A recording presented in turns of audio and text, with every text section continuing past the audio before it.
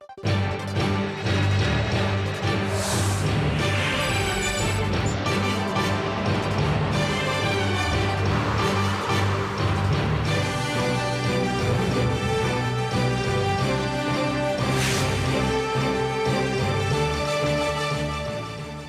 thank you for joining us at this hour. I'm Daniel Choy here with the latest. Another round of short-range missiles was fired from North Korea's eastern coast on this Sunday. This is the second missile launched by the regime in just 3 days. And experts say the projectiles are aimed at demonstrating North Korea's military prowess ahead of Chinese President Xi Jinping's visit to Seoul. Our Hwang Sung-hee starts us off. North Korea fired 2 short-range missiles off its eastern coast early Sunday morning, the second such launch in less than a week. South Korea's Joint Chiefs of Staff said the weapons fired were Scud missiles that flew about 500 kilometers from the vicinity of Wonsan into the East Sea. An official from the Joint Chiefs of Staff said North Korea did not give any prior warning of the launch for civilian flights or vessels. The South Korean military believes the missiles to be Scud-C or Scud-ER missiles. Scud missiles are liquid propellant ballistic missiles that have a range covering the entire Korean peninsula.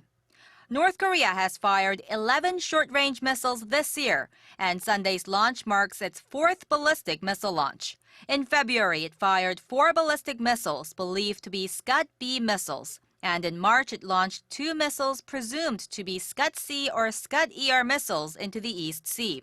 Experts say the latest launch is a military demonstration aimed at drawing the attention of the international community ahead of Chinese President Xi Jinping's upcoming visit to South Korea this Thursday.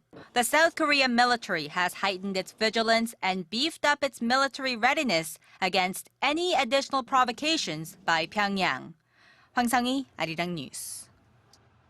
Shifting our focus to South Korea's military, South Korea's defense minister nominee Han Min-gu says he has no plans to adopt the U.S.-designed missile defense system. At his confirmation hearing Sunday, Han said South Korea currently deploys the Patriot 3 system as a high-altitude defense shield over the peninsula. The nominee also vowed to install the country's indigenous missile defense system as soon as possible to counter any North Korean threats. He said the Defense Ministry will push for early establishment of the Korea Air and Missile Defense System, or KAMD or COMD, and the so-called kill chain, a preemptive missile destruction system. The COMD is aimed at countering low-flying missiles coming from the north, and the kill chain will detect and strike the regime's missile and nuclear facilities. Now, there are a number of changes afoot for Korea in the second half of this year. These cover everything from the basic pension system to social welfare and healthcare. Our Shin Se-min briefs us on just a few of the coming changes. The government on Sunday issued a list of changes to 160 regulations and systems in 27 government departments. The list will be posted and distributed on central, local, and municipal government websites starting Monday, and the changes will take effect in the second half of the year.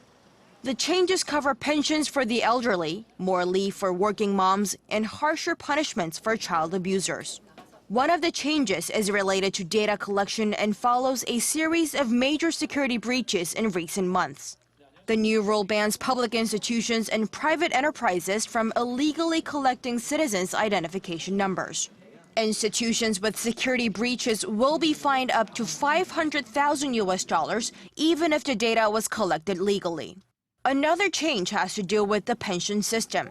Elderly people over the age of 65 who are in the lower 70% income bracket will be granted a maximum basic pension of nearly $200 a month starting in August. In the legal sector, starting in late September, child abusers will face stronger punishments. A child abuse victim will be isolated from his or her assailant, and for the first time, child abuse victims will be provided with legal counsel, previously only allowed for adult victims of sexual violence. Working women juggling home and work life who are the mothers of twins will be granted 30 extra days of maternity leave, giving them a 4-month break. And in the agriculture sector, area of origin labeling for pork will be enforced to ensure safe distribution and improve epidemics prevention efforts. Shin Se-min, ARIRANG News. Moving on to politics, Korea's rival parties are gearing up for a by-election on July 30th, which will be crucial, and both sides demand satisfaction after a round of local elections in June produced no clear loser or winner. The ruling Senator Party and the main opposition New Politics Alliance for Democracy will nominate candidates for 15 parliamentary seats that are up for grabs, and both parties are planning to run political heavyweights for races in the capital Seoul and Gyeonggi-do province. But neither party has revealed the names of their candidates yet, possibly indicating that they're planning to do just that when the right time comes, which will be the candidate registration deadline. Korea will be the first Asian nation to be visited by Pope Francis, and during his visit from August 14th to the 18th, the pontiff will attend a Catholic youth festival and preside over a ceremony to beatify 224 Korean Catholic martyrs. But he could do something even more significant while he's in Korea. Dennis P. Halpin, a visiting scholar at the U.S.-Korea Institute at Johns Hopkins School of Advanced International Studies, says the Pope could use his visit to stand in solidarity with Koreans surviving comfort women by arranging a meeting with them. The Pope will be here on August 15th, a holy day of obligation for the Roman Catholic Church, the feast of the Assumption of Mary into heaven, and a date of symbolic ascendancy for all women. It is also Korea's Independence Day, when the Korean women forced into sexual slavery by the Japanese military were freed. And over in Japan, the Liberal Democratic Party and coalition partner New Komeito appear set to approve a draft statement saying that Japan must meet 3 conditions before exercising its right to collective self-defense. The first condition describes an attack on a nation with a very close relationship to Japan. The attack must pose a clear existential danger to Japan or undermine Japanese citizens' constitutional rights to life, liberty, and happiness. The other 2 conditions restrict the military by saying there has to be no other way to protect the nation in question and its citizens, and that the use of military action should be kept to a bare minimum. Japanese Prime Minister Shinzo Abe has been pushing to allow the country to exercise its right to collective self-defense. The cabinet could vote on the measure as early as Tuesday. Sales of imported cosmetics are falling, while those of affordable domestic brands are going the other direction, but not because of the economic downturn. Our Son Jung-in explains the other factors in play. Korean cosmetic brands have long been a favorite in overseas markets, but for some time, Koreans were far more interested in buying imported luxury brands. But the tide appears to be turning. Sales of imported cosmetics increased steadily from early 2000 until their peak in 2009 at 26% of the market share. However, in the time since, the figure has been on the decline, dropping to 23% last year. Domestic brands have been filling the gap, with the market share rising from 47% in 2008 to 57% last year. Market analysts attribute these turn events to several factors, one being the rise in dermatology clinics.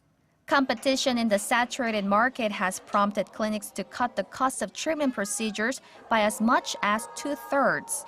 That means more people from all walks of life are visiting on a regular basis for their skincare needs, which is making them less reliant on cosmetics. And as such, customers have become smarter and choosier about which products they use on their faces. That's caused them to lean more on high-quality, low-price products they can trust, namely Korean-made cosmetics. Popular brand stores like Innisfree, The Face Shop, and Misha have doubled their sales in recent years. Considering the increased number of people visiting dermatology clinics and the high quality that domestic skin brands provide, the latest trend is not expected to turn around anytime soon. Son Jung-in, ARIRANG News. On a different note, the number of Ukrainian refugees in Russia continues to rise, with 300 fleeing their homes every day, according to Vice Premier Mikhail Sheremet. The UN Refugee Agency says the number of Ukrainian refugees in Russia has reached 110,000, while more than 54,000 others have been internally displaced. More than 16,000 people fled their homes in eastern Ukraine, with many citing deteriorating circumstances and fears of abduction. In related news, Ukraine's new president has enlisted the support of the leaders of Germany and France as a ceasefire with pro-Russian separatists is set to expire Monday. Two buildings collapsed in India Saturday morning, killing at least 15. First, a rundown 50-year-old four-story building in New Delhi toppled over, killing 8 and injuring 2. Officials suspect construction work at an adjoining building could be to blame. And the second tragic incident, an 11-story structure under construction collapsed in Chennai in Tamil Nadu state, killing at least 1 person. 50 workers were believed to have been at the site, and rescue operations are still ongoing. Building collapses in India are becoming a common occurrence as people add floors without permits, creating hazardous conditions. Corruption in the construction sector is also a major contributing factor, leading to a lack of oversight and use of poor quality building materials. We have weather updates here. The Sunday proved to be quite a scorcher for most people in Korea, and it looks like the conditions will continue through the middle of the week. Now let's take a look at the weather conditions in your neck of the woods and around the world.